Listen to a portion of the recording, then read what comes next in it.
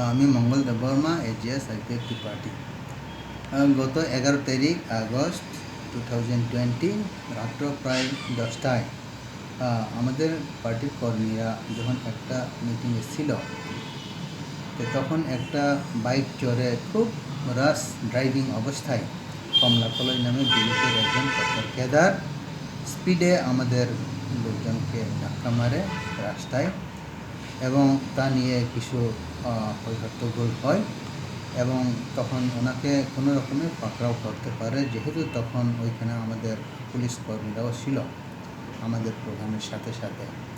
তো ওই ঘটনাটা নিয়ে পরের দিন সকালে রহিম কলই নামে একজন বিজেপির লিডার্স উনি কনসাল্ট করেছিল এইটা মিটমাট করা দরকার।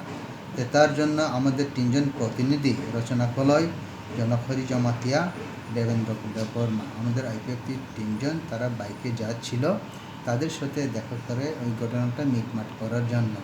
কিন্তু রাস্তায় তাদেরকে বিজেপির আরও এক পত্র একটা গ্রুপ তাদের উপর চড়াও আক্রমণ করে। সেই আক্রমণে মারাত্মক অবস্থায় তারা জখম হন এবং হয়তোবা যদি টিয়ারগুলি না আসতো তাদের হয়তো মেরে ফেলা হতো। যারা আক্রমণ করেছিল তাদের মধ্যে আছেন রূপাঙ্গ জমাতিয়া, বিশ্ব সাহা, সুরজিৎ সাহা, মঙ্গল কলই, যুদ্ধকুমার জমাতিয়া, মোহন কুমার কলই, কমলা কলই।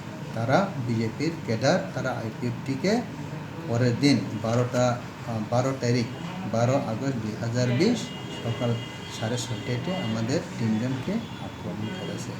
এটাই মেইন যে ঘটনা, গত 11 এবং 12 তারিখের যে ঘটনা।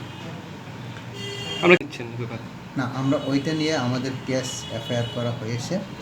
ওই এফআইআর করার পর দেখা যাক প্রশাসন কী করে।